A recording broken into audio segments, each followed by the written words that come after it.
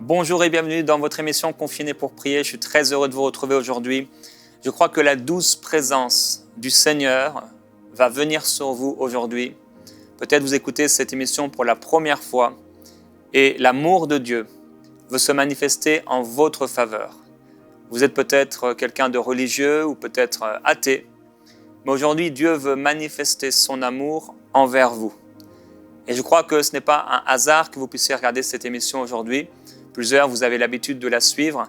Et je crois que pour vous aussi, la douce présence du Saint-Esprit, la présence de Dieu, va venir sur vous et vous toucher d'une façon particulière. Et je prie que vous puissiez aujourd'hui découvrir l'amour de Dieu, ressentir l'amour de Dieu comme jamais auparavant. Je vais vous partager aujourd'hui 70 preuves que Dieu vous aime. 70 preuves que Dieu vous aime. Quel que soit notre âge, la façon dont on a été éduqué, l'amour qu'on a reçu de nos parents ou l'amour qu'on n'a pas reçu, ce qu'on a vécu dans notre enfance et notre adolescence, dans le foyer de la maison, si on a eu une maison, ces choses ont eu une influence sur nous, dans la façon de vivre, dans la façon d'aimer les gens, dans la façon d'être avec les autres, mais également dans la façon de voir l'amour de Dieu pour nous, de ressentir l'amour de Dieu. Notre enfance nous a bercés, soit positivement, soit négativement. Et ce qu'on a pu entendre dans notre enfance, les choses qu'on a pu nous dire, nous ont amenés soit à croire qu'il y avait un Dieu, ou à détourner nos regards de ce Dieu, soit à croire être un croyant, ou être un incrédule, être un athée. Notre enfance nous a formés, notre enfance a formé notre cœur, a formé nos pensées. Et aujourd'hui, je crois que plusieurs, vous allez recevoir une libération totale des choses négatives que vous avez pu recevoir, qui ont pu être formées en vous lors de votre enfance. Quelqu'un qui n'a pas reçu l'amour d'un père, l'amour d'une mère, aura de la difficulté à croire, à recevoir l'amour de Dieu. Croire que Dieu l'aime et recevoir cet amour de la part de Dieu. Et même ceux qui croient, même ceux qui marchent avec Dieu depuis des années, ont parfois de la difficulté à croire véritablement que Dieu les aime.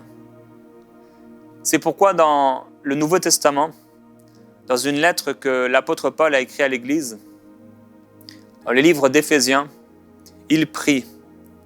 Et cet homme qui a vu des miracles, cet homme qui a vu des choses extraordinaires, que Dieu a fait à travers ses mains, cet homme qui était un ennemi de l'Évangile, et qui, alors qu'il persécutait les chrétiens, c'était un ennemi de ceux qui marchent avec Dieu. Il était sur cette route, il allait pour faire du mal à ceux qui marchent avec Dieu, à ceux qui sont appelés enfants de Dieu, à ceux qui croient.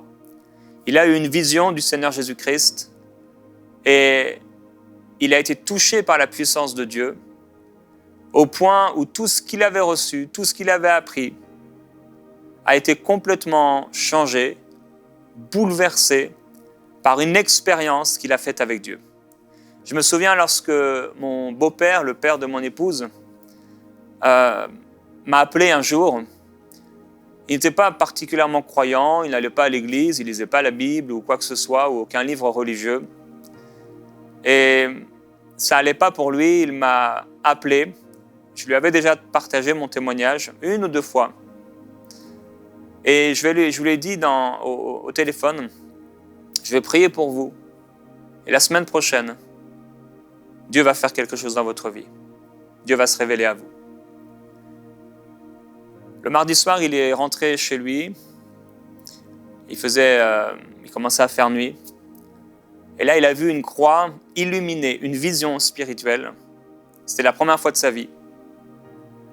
Lui qui avait eu une enfance horrible, terrible.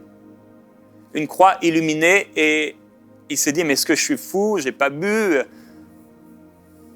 Qu'est-ce qui se passe? il a une révélation de Jésus-Christ. Et sa vie a été complètement transformée à partir de cette révélation. Et je crois que nous avons tous besoin d'une révélation de Jésus-Christ et nous avons tous besoin de la révélation de l'amour de Dieu. Il y a un verset qui se trouve dans le livre d'Ésaïe, au chapitre 66 et au verset 12. Il est écrit « Vous serez allaités, portés sur les bras et caressés sur les genoux, tout comme un homme est consolé par sa mère, je vous consolerai moi-même. » Plusieurs d'entre vous, vous avez besoin d'une consolation surnaturelle. Vous cachez des choses à l'intérieur de vous. Ces choses ont été enfouies parce que vous avez eu peur, parce que vous avez voulu vous protéger. Certains d'entre vous, vous avez vécu des traumatismes à l'enfance, des choses difficiles que vous avez essayé d'oublier. Ces choses ont été enfouies en vous.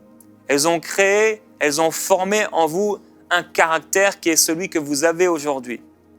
Mais le Seigneur dit dans sa parole, vous serez allaités. Oui, il reprend cette image de lorsqu'on était bébé et que plusieurs, pour ceux qui ont eu cette grâce, ont été allaités et portés sur les genoux, caressés sur les bras comme un enfant, comme un bébé chéri de sa mère. Dieu reprend ce moment si particulier de notre vie que nous avons oublié, quand nous étions bébés, là où nous savons, même scientifiquement, que dans les premiers jours et les premières semaines, ou même déjà dans le ventre de notre mère, nous avons ressenti des choses et l'amour que nous avons reçu, ou le manque d'amour que nous n'avons pas eu donc, a formé en nous quelque chose, soit un manque, ou soit nous avons été comblés. Dieu nous ramène à ce moment si particulier lorsque nous étions bébés. Parce que là, il s'est passé quelque chose de positif ou de négatif. Et aujourd'hui, le Seigneur, par son esprit, va venir déraciner des choses, va venir mettre à la lumière des choses qui étaient cachées, pour libérer plusieurs personnes. Par son esprit, c'est surnaturel, que vous croyez en Dieu, que vous ne croyez pas en Dieu. Si vous ouvrez votre cœur aujourd'hui à ce Dieu, il va venir vous guérir, il va venir vous toucher. Que vous soyez croyant depuis 5, 10 ou 20 ans, ou plus encore, je crois qu'il y a une provision du Saint-Esprit pour vous aujourd'hui. Il y a des gens qui sont à 40 ans, à 50 ans, à 60 ans, ou même à 70 ans, et qui cherchent encore à ce que leurs parents soient fiers d'eux. Des gens qui n'ont pas entendu de leur enfance des mots comme « je t'aime », des mots comme « je suis fier de toi ». Et ce manque d'amour a créé en eux des carences affectives, a créé des troubles, manque, carence. Des difficultés relationnelles ont été créées par ça. Difficultés pour s'exprimer, difficultés pour vivre, difficultés pour s'épanouir, difficultés pour entreprendre, difficultés pour aller de l'avant, difficultés pour voir un avenir, pour espérer, difficultés pour croire le meilleur, pour croire que quelque chose de bon va arriver. Et plusieurs d'entre vous, votre vie n'a été que fardeau. Vous avez marché la tête basse tout au long de votre vie. Mais aujourd'hui, le Seigneur, par son amour, veut relever votre tête. Il veut vous consoler. Et certains vous dites, mais je n'ai pas besoin de consolation. Mais vous avez besoin de cette consolation. Elle est surnaturelle. Il y a des choses qui ont été plantées en vous. Il y a des choses qui ont été mises en vous.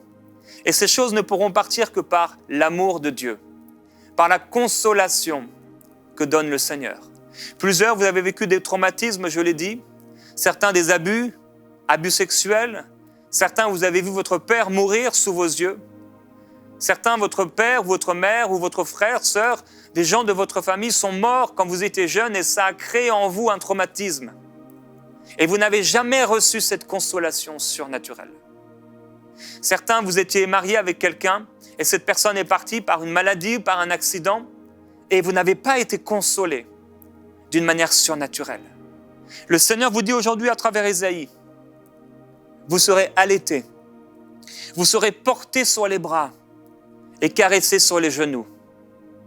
Dieu prend cette image parce que nous sommes appelés à devenir ses enfants. Et lorsque vous avez marché pendant toutes ces années Certains d'entre vous, en rejetant Dieu, en rejetant l'existence de Dieu, vous vous êtes rebellés, votre cœur s'est rebellé contre Dieu parce que quelque part au fond, vous avez imaginé qu'il était le responsable de ces choses. Or, il n'était pas le responsable, au contraire. Il n'est pas celui qui vole, qui tue et qui dérobe. Jésus a dit, moi, je suis le bon berger, je donne ma vie pour mes brebis. De la même façon que le berger donne sa vie pour ses brebis, qu'il porte attention à ses brebis, qu'il nourrit ses brebis, qu'il prend soin de ses brebis, qu'il protège ses brebis. Dieu veut aujourd'hui faire de vous sa brebis. Il veut que vous puissiez devenir comme un petit bébé qui n'a jamais péché dans votre cœur, ce que Jésus a appelé la nouvelle naissance. Il dit, vous serez allaités, portés sur les bras et caressés sur les genoux. Je vais vous donner dans quelques instants 70 preuves que Dieu vous aime. Mais il y a une chose que Dieu veut faire alors que je vais partager ces choses. Je crois que Dieu va faire.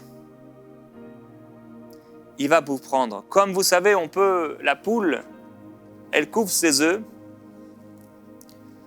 Et quand la poule couvre ses œufs, il y a quelque chose qui se passe. Une hormone qui est libérée. Et avant même que puisse le couver, le pondre, il y a quelque chose qui se passe en elle. Et il commence à avoir des plumes à l'endroit où elle va couver l'œuf qui tombe et qui vont permettre comme de pouvoir incuber cet œuf. Et là, l'œuf est gardé, il est couvé sous la poule pendant 21 jours. Et pendant ces 21 jours, la poule ne va partir que peut-être 15 minutes par jour pour aller manger. Et elle revient. Et la Bible dit qu'au commencement, Dieu créa les cieux et la terre. La terre devint informe et vide. Mais l'Esprit de Dieu planait, il voltigeait. Et Dieu dit, moi, je vous ai porté sur des ailes d'aigle. Jésus dit, combien de fois ai-je voulu vous rassembler comme une poule rassemble ses poussins, mais vous ne l'avez pas voulu. Il y a une image ici que le Seigneur m'a donnée comme cette poule qui couvre ses œufs et qui en prend soin, qui les réchauffe. Le Saint-Esprit a réchauffé la terre. Il a préparé la terre. Et plusieurs d'entre vous, vous n'avez pas eu la grâce d'être couvés, d'être allaités, d'être portés, d'être caressés, d'être cajolés, d'être consolés. Plusieurs d'entre vous, vous avez grandi et votre père, qui était un père dur, vous a dit qu'on ne pleurait pas. Alors quand vous avez pleuré la première fois et que vous avez été repris et corrigé sévèrement, au lieu d'être cajolé et consolé, vous avez eu honte et vous êtes caché. Et à chaque fois qu'il fallait pleurer, vous n'avez pas pleuré. À chaque fois que vous auriez dû libérer ces pleurs de guérison et qui apportent la consolation, vous les avez retenus. Plusieurs, vous êtes déjà en train de vivre une délivrance maintenant. Et ces larmes qui avaient été bloquées, ces larmes qui étaient restées à l'intérieur de vous, qui n'étaient jamais sorties, commencent à sortir maintenant par la puissance du Saint-Esprit. Et Père, je te demande, alors que je continue de parler, que ta présence descende sur tous ceux qui en ont besoin, que les larmes commencent à couler, que la consolation vienne du ciel maintenant. Sainte consolation, descends. Nous t'accueillons. Et si vous avez été ce genre de personne, vous n'avez pas été consolé, vous n'avez pas été allaité, vous n'avez pas été porté sur des bras, vous avez eu honte, vous n'avez pas été aimé comme vous auriez dû être aimé, vous n'avez pas reçu l'amour d'un père ou d'une mère, on ne vous a pas dit « je t'aime », on ne vous a pas pris dans des bras. Aujourd'hui, je vais vous encourager à demander à Dieu « apporte-moi cette consolation ». Le Seigneur dit, tout comme un homme est consolé par sa mère, je vous consolerai moi-même. Le Seigneur va vous consoler de façon surnaturelle. Et je vais vous partager maintenant 70 preuves à partir de la Bible, la parole de Dieu, que Dieu vous aime. Parce que si vous n'avez pas reçu d'amour, il est difficile pour vous de croire en l'amour de Dieu. Mais il vous a aimé. Et Dieu a prouvé son amour envers nous. Alors que pendant que nous étions encore pécheurs, Christ est mort pour nous. Et je veux vous encourager à fermer vos yeux, si vous le pouvez, là où vous êtes, et à lever même vos bras vers le Seigneur. Et alors que je vais simplement partager 70 paroles de Dieu à propos de son amour. Plusieurs, vous allez vivre une consolation surnaturelle. Plusieurs, vous allez recevoir une révélation de l'amour de Dieu. Plusieurs, vous allez recevoir des guérisons émotionnelles dans votre cœur, même des guérisons physiques. Le Seigneur vous prend maintenant comme une poule qui couvre ses œufs, comme une mère qui prend son bébé blotti dans ses bras et qui le réchauffe et qui l'apaise. Le Seigneur maintenant va venir vous apaiser par sa puissance surnaturelle. Et certains même, alors que vous êtes là au lit ou que vous êtes mis à genoux par terre, vous pouvez même vous mettre comme ce petit enfant blotti et vous laisser toucher par l'amour de Dieu. Je ne citerai pas toutes les références, mais seulement les livres de la Bible dans lesquels sont ces paroles. Dans Exode, l'Éternel descendit dans une nuée, se tint là auprès de lui et proclama le nom de l'Éternel. Et l'Éternel passa devant lui et il s'écria, l'Éternel, l'Éternel, Dieu miséricordieux et compatissant, lent à la colère, riche en bonté et en fidélité, qui conserve son amour jusqu'à 1000 générations, qui pardonne l'iniquité, la rébellion et le péché. Deutéronome, il a aimé tes pères et il a choisi leur postérité après eux. Il t'a fait lui-même sortir d'Égypte par sa grande puissance. Mais parce que l'Éternel vous aime, parce qu'il a voulu tenir le serment qu'il avait fait à vos pères, l'Éternel vous a fait sortir par sa main puissante, vous a délivré de la main de servitude, de la main de Pharaon, roi d'Égypte. Et plusieurs d'entre vous aujourd'hui, vous allez être délivrés de la maison de servitude dans laquelle vous avez été. Plusieurs, vous avez été frappés durement, violemment, par des mains, par des objets, par des paroles. Et le Seigneur aujourd'hui vous délivre. Toujours dans Deutéronome, Dieu t'aimera, il te bénira et te multipliera.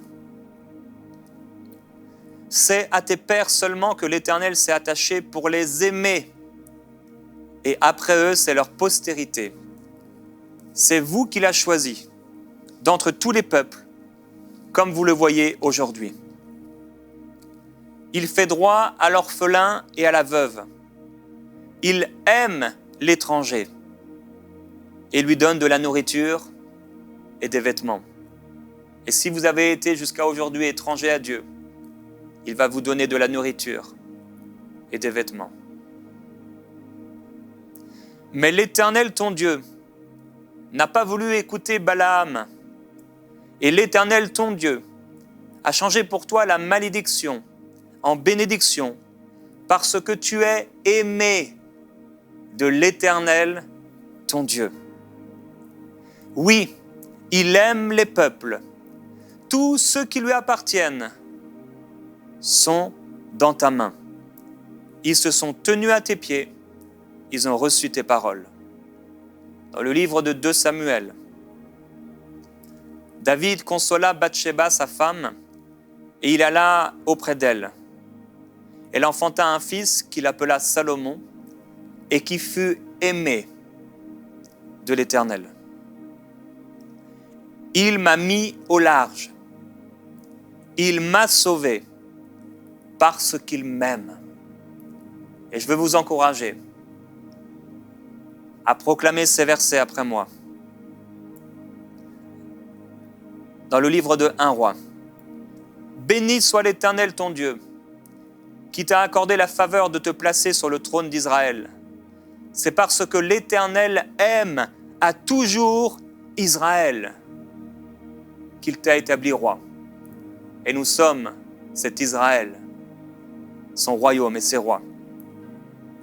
Dans 2 Chroniques, Huram, roi de Tyr, répondit dans une lettre qu'il envoya à Salomon, « C'est parce que l'Éternel aime son peuple qu'il t'a établi roi sur eux. » Maintenant, Éternel Dieu, lève-toi, viens à ton lieu de repos, toi et l'arche de ta majesté, que tes sacrificateurs, Éternel Dieu, soient revêtus de salut et que tes bien-aimés jouissent du bonheur. Oui, je suis bien-aimé de Dieu. Béni soit l'Éternel ton Dieu, qui t'a accordé la faveur de te placer sur son trône comme roi pour l'Éternel ton Dieu. C'est parce que ton Dieu aime Israël et qu'il veut le faire subsister à toujours. Psaume, chapitre 18. Il m'a mis au large, il m'a sauvé, parce qu'il m'aime. Car tu es bon, Seigneur, tu pardonnes. Tu es plein d'amour pour tous ceux qui t'invoquent. Il en donne autant à ses bien-aimés pendant leur sommeil. L'Éternel ouvre les yeux des aveugles. L'Éternel redresse tous ceux qui sont courbés. L'Éternel aime les justes. L'Éternel aime ceux qui le craignent, ceux qui espèrent en sa bonté. Dans le livre d'Ésaïe, « Mais toi, Israël, mon serviteur, Jacob, que j'ai choisi, race d'Abraham, que j'ai aimé, parce que tu as du prix à mes yeux, parce que tu es honoré et que je t'aime, je donne des hommes à ta place et des peuples pour ta vie. Dans un instant de colère, je t'avais un moment dérobé ma face, mais avec un amour éternel, j'aurai compassion de toi, dit ton Rédempteur l'Éternel. Quand les montagnes s'éloigneraient, quand les collines chancelleraient, mon amour ne s'éloignera point de toi, et mon alliance de paix ne chancellera pas, dit l'Éternel qui a compassion de toi. Dans le livre de Jérémie, de loin, l'Éternel se montre à moi. Je t'aime d'un amour éternel. C'est pourquoi je te conserve ma bonté. Dans le livre d'Osée, je réparerai leur infidélité. J'aurai pour eux un amour sincère, car ma colère s'est détournée d'eux. Dans le livre de Sophonie, l'Éternel, ton Dieu, est au milieu de toi comme un héros qui sauve. Il fera de toi sa plus grande joie. Il gardera le silence dans son amour. Il aura pour toi des transports d'allégresse. Dans le livre de Daniel, lorsque tu as commencé à prier, la parole est sortie. Et je viens pour te l'annoncer, car tu es un bien-aimé. Dans le livre de Malachie, je vous ai aimé, dit l'Éternel. Et vous dites, en quoi nous as-tu aimés? Dans l'évangile de Jean, car Dieu a tant aimé le monde qu'il a donné son Fils unique, afin que quiconque croit en lui ne périsse pas, mais qu'il ait la vie éternelle. Avant la fête de Pâques, Jésus, sachant que son heure était venue de passer de ce monde au Père, et ayant aimé les siens qui étaient dans le monde, mit le comble à son amour pour eux. Je vous donne un commandement nouveau. Aimez-vous les uns les autres comme je vous ai aimé. Celui qui a mes commandements et qui les garde, c'est celui qui m'aime. Et celui qui m'aime sera aimé de mon Père. Je l'aimerai et je me ferai connaître à lui. Jésus lui répondit, « Si quelqu'un m'aime, il gardera ma parole, et mon Père l'aimera. Nous viendrons à lui, et nous ferons notre demeure chez lui. Comme le Père m'a aimé, moi aussi, je vous ai aimé. Demeurez dans mon amour. Car le Père lui-même vous aime, parce que vous m'avez aimé et que vous avez cru que je suis sorti de Dieu. Moi en eux et toi en moi, afin qu'ils soient parfaitement un et que le monde connaisse que tu m'as envoyé et que tu les as aimés comme tu m'as aimé. Je leur ai fait connaître ton nom et je le leur ferai connaître, afin que l'amour dont tu m'as aimé soit en eux et que je sois en eux. Dans le livre de Romains, « Or, l'espérance ne trompe pas, parce que l'amour de Dieu a été répandu dans nos cœurs par le Saint-Esprit qui nous a été donné. Mais Dieu prouve son amour envers nous, en ce que, lorsque nous étions encore pécheurs, Christ est mort pour nous. Qui nous séparera de l'amour de Christ? Sera-ce la tribulation, ou l'angoisse, ou la persécution, ou la faim, ou la nudité, ou le péril, ou l'épée? Mais dans toutes ces choses, nous sommes plus que vainqueurs par celui qui nous a aimés. Selon qu'il le dit dans Osée, « J'appellerai mon peuple celui qui n'était pas mon peuple, et bien-aimé celle qui n'était pas la bien-aimée. » Ni la hauteur, ni la profondeur, ni aucune autre créature ne pourra nous séparer de l'amour de Dieu manifesté en Jésus-Christ, le Seigneur. Dans le livre de 2 Corinthiens, que chacun donne comme il l'a résolu dans son cœur, sans tristesse ni contrainte, car Dieu aime celui qui donne avec joie. Dans le livre de Galates, j'ai été crucifié avec Christ. Et si je vis, ce n'est plus moi qui vis, mais c'est Christ qui vit en moi. Et si je vis maintenant dans la chair, je la vis dans la foi au Fils de Dieu qui m'a aimé et qui s'est livré lui-même pour moi. Nous ayant prédestinés dans le livre d'Éphésiens, dans son amour, à être ses enfants d'adoption par Jésus-Christ, selon le bon plaisir de sa volonté. Mais Dieu, qui est riche en miséricorde, à cause du grand amour dont il nous a aimés, nous qui étions morts par nos offenses, nous a rendus à la vie avec le Christ. Et connaître l'amour de Christ, qui surpasse toute connaissance, en sorte que vous soyez remplis jusqu'à toute la plénitude de Dieu. Et que vous puissiez marcher dans l'amour, à l'exemple de Christ, qui nous a aimés. Marie, aimez vos femmes, comme Christ a aimé l'Église et s'est donné lui-même pour elle. Dans le livre de 1 Thessaloniciens, nous savons, frères bien-aimés de Dieu, que vous avez été élus. dans le livre de 2 Thessaloniciens. Pour nous, frères bien-aimés du Seigneur, nous devons, à votre sujet, rendre continuellement grâce à Dieu, parce que Dieu vous a choisi dès le commencement pour le salut, par la sanctification de l'Esprit et par la foi en la vérité. Que notre Seigneur Jésus-Christ lui-même et Dieu notre Père, qui nous a aimés et qui nous a donné par sa grâce une consolation éternelle et une bonne espérance. Dans le livre d'Hébreux, car le Seigneur corrige celui qu'il aime.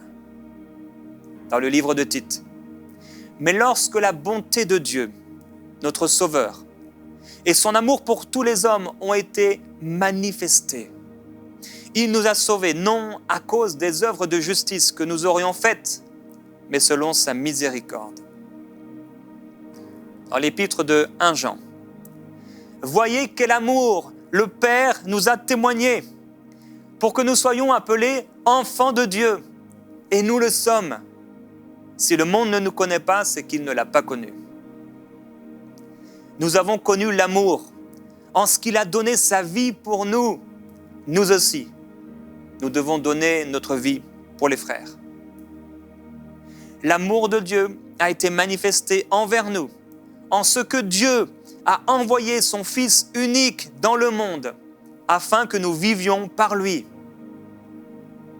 Et cet amour consiste non pas en ce que nous avons aimé Dieu, mais en ce qu'il nous a aimés en envoyant son Fils comme victime expiatoire pour nos péchés.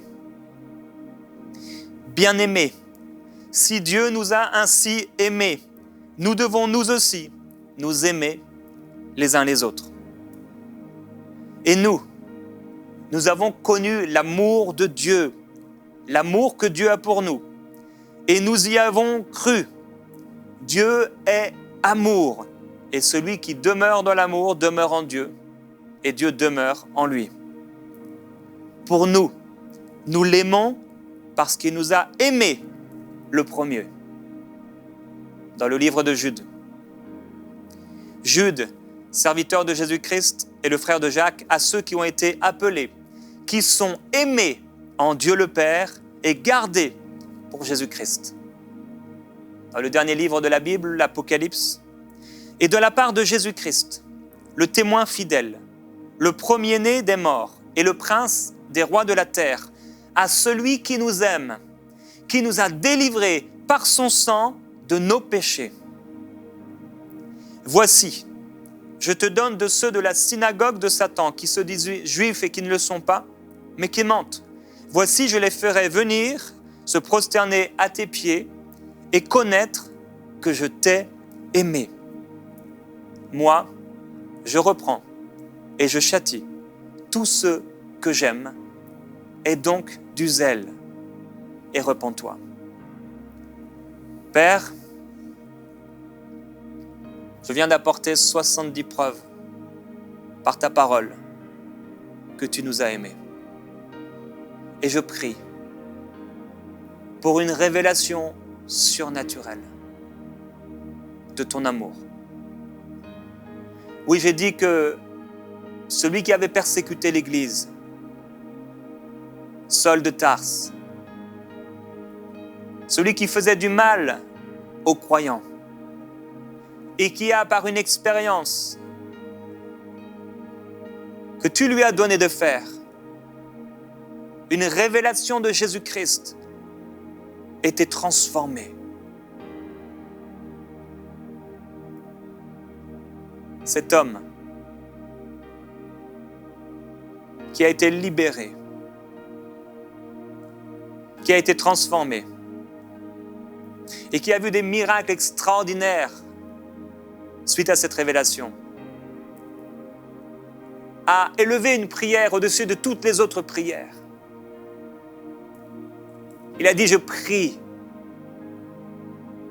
que vous puissiez connaître l'amour de Christ. Et Père, je prie pour tous mes bien-aimés, dont certains qui sont en train d'ouvrir leur cœur pour la première fois, depuis longtemps, qu'ils puissent connaître la largeur de ton amour, la hauteur de ton amour, la longueur de ton amour, la profondeur de ton amour. Comme tu me l'as montré, comme tu m'as donné cette révélation, il y a maintenant 2-3 ans, alors que je marchais avec toi depuis longtemps, j'ai eu besoin de cette révélation de ton amour. Et Père, j'en veux encore. Et je prie pour mes bien-aimés qu'ils puissent recevoir une révélation de ton amour. Qu'ils puissent la recevoir, qu'ils puissent connaître cette profondeur que tu m'as montrée, une source d'eau qui n'avait pas de fond. Qu'ils puissent connaître cet amour qui surpasse toute connaissance et toute intelligence. Et Père, je prie pour les musulmans qui nous écoutent maintenant. Toi qui es musulman, musulmane, et ton cœur soupire après la vérité. Je vais prier maintenant que l'amour de Christ puisse te presser. Ouvre ton cœur. Père, je prie pour cet ami musulman, pour cette amie musulmane. Je prie que ta présence d'amour descende. Je prie pour ce témoin de Jéhovah qui nous regarde, ou cet ex-témoin de Jéhovah, ou cette personne qui se disait athée. Que ton amour se manifeste encore. Père, je te demande, pardonne-leur et viens les toucher, leur donner cette révélation de Jésus-Christ, de ton amour et de l'amour de Christ qui s'est donné pour nous, pour le pardon de nos péchés. Ô Saint-Esprit, viens révéler Jésus-Christ et l'amour de Dieu, l'amour du Père. Je prie pour vous aussi qui avez besoin de cette consolation surnaturelle à cause de carences, de troubles, de traumatismes, de manques de votre enfance. Au nom de Jésus-Christ, Père, je viens par ta puissance et par ton nom, par l'autorité de ta parole, ôter cette honte. J'enlève maintenant ce fardeau. J'enlève maintenant ces mensonges. Je déracine maintenant tout ce qui doit être déraciné. Et par ta main, tu viens ôter, Seigneur, tous les mensonges, toutes les souffrances, toutes les angoisses, toutes les souillures, tous les péchés dans ton amour. Dieu, tu as prouvé ton amour en ce que, lorsque nous étions encore dans une condition de pécheurs, Christ est mort pour nous. Et Père, je prie que cette révélation pour mes frères et mes sœurs de ton amour soit la plus grande révélation qui n'ait jamais reçue. Je prie, Père, que dans ma vie, dans nos vies, nous puissions vivre, expérimenter, recevoir une nouvelle révélation de ton amour. Merci, Saint-Esprit. Merci, Saint-Esprit.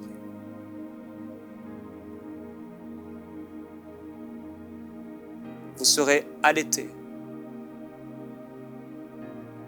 portés sur les bras et caressés sur les genoux comme un homme que sa mère console.